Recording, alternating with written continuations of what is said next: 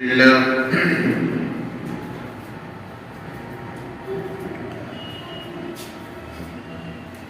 لله نحمده ونستعينه ونستغفره ونؤمن به ونتوكل عليه ونعوذ بالله من شرور أنفسنا ومن سيئات أعمالنا من يهده الله فلا مضل له ومن يضلله فلا هادي له ونشهد أن لا إله إلا الله وحده لا شريك له ونشهد أن سيدنا وسندنا ومولانا محمدا عبده ورسوله.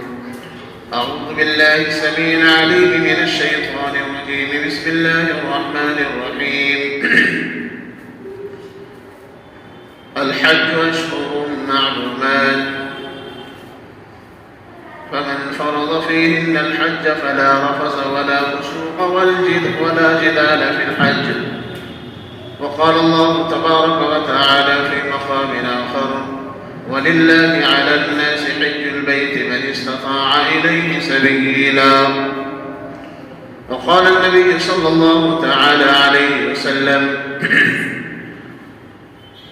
إن الله لا ينظر إلى صوركم وأموالكم ولكن ينظر إلى قلوبكم وأعمالكم، أو كما قال عليه الصلاة والسلام. درود شریف پڑھ لیں.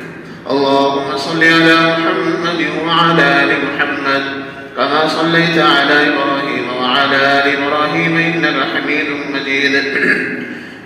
اللهم بارك على محمد وعلى آل محمد كما باركت على إبراهيم وعلى آل إبراهيم إنك حميد مجيد. میرے محترم بزرگوں اور دوستوں، قرآن کریم کی دو آیت کریمہ تلاوت کی گئی ہے. اللہ رب العزت نے ان دونوں آیتوں کے اندر حج کے احکام اور اس کی فرضیت اور اس کے بارے میں بہت ساری وہ معلومات جو ہم سب کو سیکھنے کی ضرورت ہے ذکر فرمائی ہے. ارکان اسلام میں سے حج بھی آتا ہے. نماز، روزہ، حج، زکوٰۃ. فرمایا قرآن کریم کے اندر کہ حج کے جو ایام ہیں وہ مخصوص ہیں، مہینے بھی مخصوص ہیں. اشہر معلومات، شوال سے لے کر کے ذی القعدہ، ذی الحج، یہ بڑے اہم اور مبارک مہینے شمار ہوتے ہیں. اس زمانے کے اندر جب کہ کوئی تیز رفتار سواری نہ تھی، لوگ رمضان سے پہلے ہی سفر شروع کر دیتے تھے. بہت سارے مقامات سے لوگ پیدل سفر حج کیا کرتے تھے.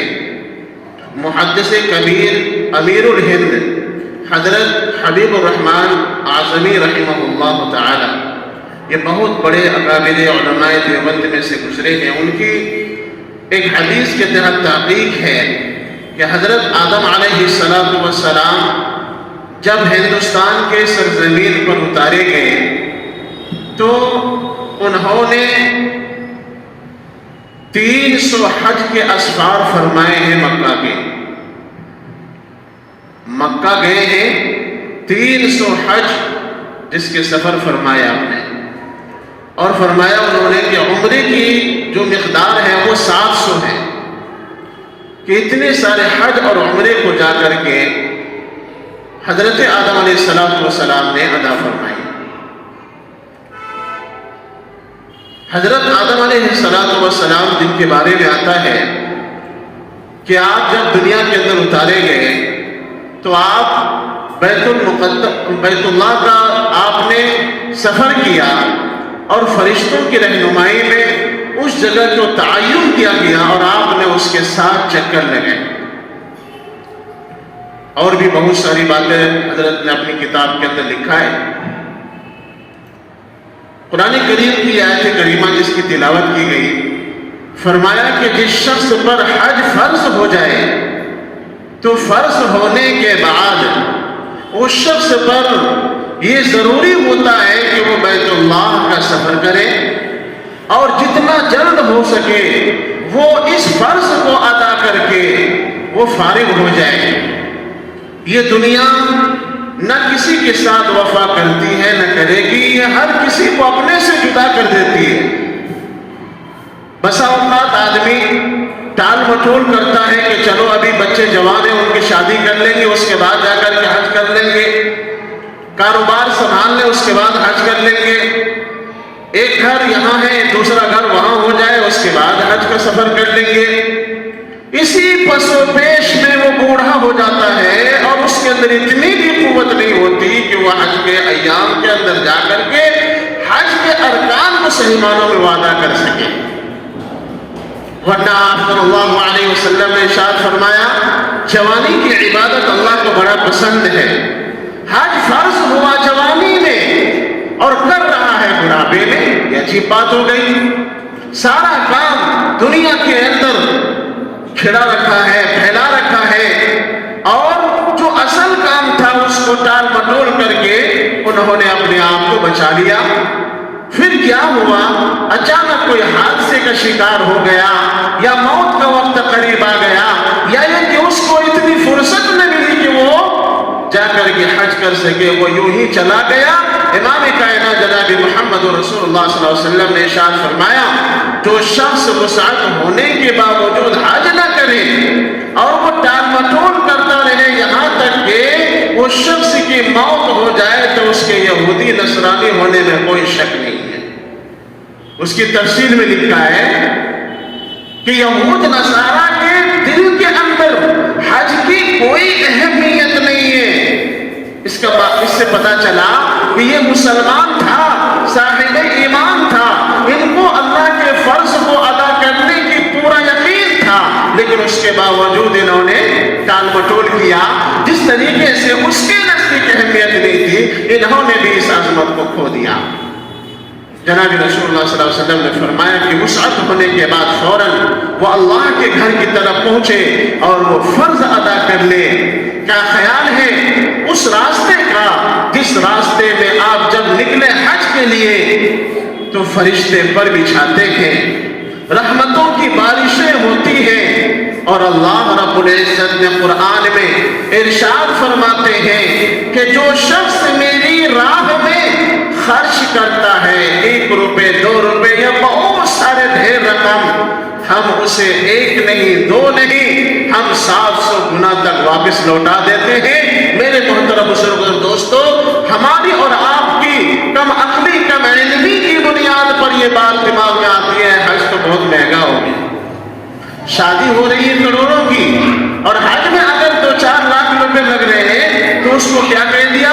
مہنگا ہو گیا، اب کون حج کر رہا ہے؟ یعنی فضول کاموں کے لیے رقم اللہ نے نہیں دی ہے جو لوگوں نے سمجھ لیا ہے۔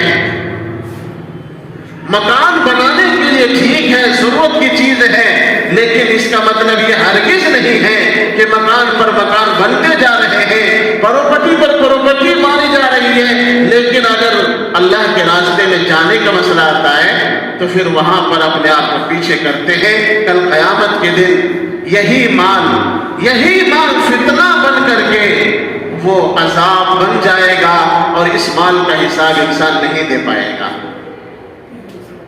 میرے محترم بزرگوں اور دوستو، جناب رسول اللہ صلی اللہ تعالی علیہ وسلم نے ارشاد فرمایا کہ حج فرض ہونے کے بعد اس شخص پر حج کے لیے جانا ضروری ہو جاتا ہے، وہ اس انتظار میں نہ رہے۔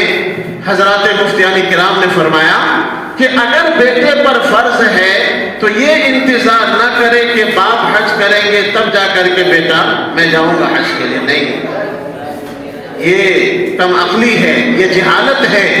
باپ پر اگر فرض نہیں ہے باپ جائیں گے کیسے؟ بیٹے پر فرض ہے، بیٹے کا کاروبار اچھا ہے، بیٹا جا سکتا ہے، تو بیٹے کو چاہیے کہ فوراً وہ روانہ ہو جائے حج کے لیے۔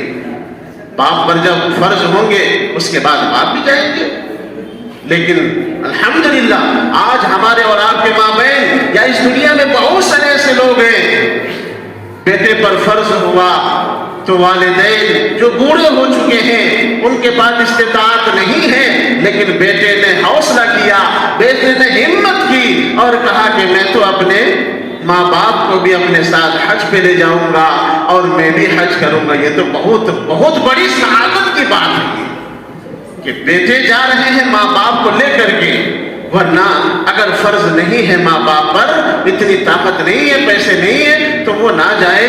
اور آپ صلی اللہ علیہ وسلم نے فرمایا کہ حج جس پر فرض ہے، وَلِلَّهِ عَلَى النَّاسِ حِجُّ الْبَيْتِ مَنِ اسْتَطَاعَ إِلَيْهِ سَبِيلًا، وہ حج کر لے۔ بیوی پر نہیں ہے، بیوی نہیں جائے گی، باپ پر نہیں ہے، باپ نہیں جائیں گے، بیٹے پر فرض ہے، بیٹا چلا جائے گا، اس میں کیا حرج ہے؟ اللہ نے توفیق دی ہے تو آپ ان کو ساتھ لے کے جائیں اگر اتنی استطاعت ہے۔ لیکن پہلا فرض آپ پر ہے۔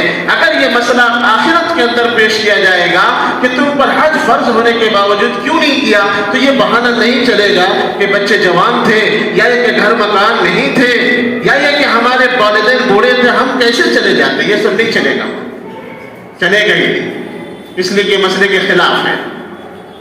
اس لیے میرے بھائی بزرگوں اور دوستوں، یہ حج کے ایام تو نہیں ہے، لیکن حج کی تیاری میں اب دھیرے دھیرے وہ حضرات، وہ خوش نصیب جن کی منظوری آ چکی ہے، یا یہ کہ جن کا کنفرم ہو چکا ہے کہ وہ حج کے لیے جائیں گے، تو حج کے جانے سے پہلے مسائل بھی سیکھنے چاہیے، ہے یا نہیں ہے؟ دنیا کے اندر جو کوئی بھی کام بغیر سیکھے کرتا ہے کبھی نہیں کرتا ہے، تو اس کے لیے بھی ہمیں وقت نکالنا پڑے گا۔ اللہ نے حج کے لیے قبول کیا ہے تو اس کے مسائل سیکھ کر کے جائیں، علماء سے ربط میں رہیں، تاکہ آپ کے سارے ارکان اچھی طرح ادا ہو، اتنی ڈھیر ساری رقم جو خرچ ہو وہ جائز جگہ پر خرچ ہو جائے اور آپ وہاں سے مایوس نہ آئیں۔ تو حج کے مسائل بھی سیکھنے ہیں۔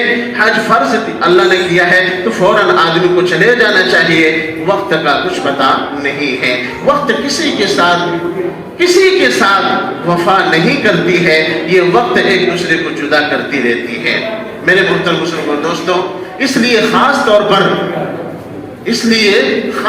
پر یہ مضمون آپ حضرات کو بتایا گیا ہے کہ ہم لوگ ایسے لوگوں کو تلاش کریں جو یہ دیکھیں کہ یہ حج اس پر فرض ہے، آخر یہ کیوں نہیں جا رہے ہیں، یہ کیوں نہیں جا رہے ہیں، ان سے ملاقاتیں کریں اور ان کو ترغیب دیں حج کی، اور حج کے فضائل کو بتلائیں۔ انشاءاللہ اگر وہ حج کے لیے ایگری ہو گئے، وہ تیار ہو گئے، تو اس کا ثواب انہیں بھی ملے گا جنہوں نے اس کی تشکیل کی ہے۔ رشتہ داروں میں، دوستوں میں، محلے میں، پڑوس میں، جہاں کہیں بھی ایسے لوگ جن کا دینی مزاج نہیں ہے، ان لوگوں کے پاس جا کر کے جہاں ہم دین کی تبلیغ کرتے ہیں وہاں پر اس کی بھی تبلیغ کریں، انشاءاللہ اس کا بھی بڑا فائدہ نظر آئے گا اور معاشرے کے اندر اچھا پیغام جائے گا۔ میرے محترم بزرگوں اور دوستوں، اس لیے یہ مال بھی امانت ہے، جان بھی امانت ہے، وقت بھی امانت ہے، کسی کے ساتھ کبھی ساتھ ہمیشہ نہیں رہا ہے، یہ تو ایک امانت ہے، جب تک اس کی میعاد ہے اس وقت تک ہمارا ہے، ورنہ حقیقت دیکھا جائے تو یہ اللہ کا ہے۔ تو جن لوگوں پر اللہ نے اتنی استطاعت دی ہے کہ وہ حج کر سکتا ہے، میری درخواست ہے کہ وہ لوگ حج کی تیاری کریں، حج کے لیے فارم بھریں، حج کی کوشش کریں اور جتنی محنت ہو سکے اتنی محنت کریں تاکہ وہ اس فرض کو ادا کر کے اللہ کے پاس جائیں۔ اور فرمایا کہ حج کرنے کے بعد انسان بالکل صاف ہو جاتا ہے، ساری زندگی کے گناہ ختم ہو جاتے ہیں، اور ہم میں سے ہر شخص گنہگار ہے، ہر شخص گنہگار ہے، جو بڑا گناہ کرے وہ بڑا گنہگار ہے، چھوٹا گناہ کرتا وہ چھوٹا گنہگار ہے، لیکن گناہ ضرور ہو رہا ہے۔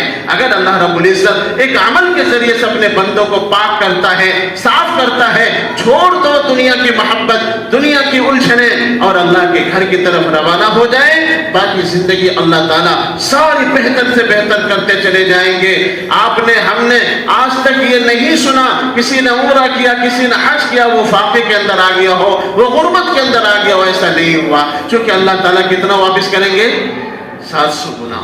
بلکہ اللہ تعالیٰ تو بغیر حساب کتاب کے دینے والے ہیں، یہ تو سمجھانے کے لیے اللہ تعالیٰ نہیں رکھتے اپنے پاس میں، اللہ تعالیٰ واپس کر دیتے ہیں۔ اللہ رب العزت حج کی اہمیت ہمارے دلوں میں پیدا فرمائے، عبادات کا شوق ہمارے دلوں میں پیدا فرمائے، اور اللہ رب العزت ہم سب کو کہنے سننے سے عمل کی توفیق عطا فرمائے۔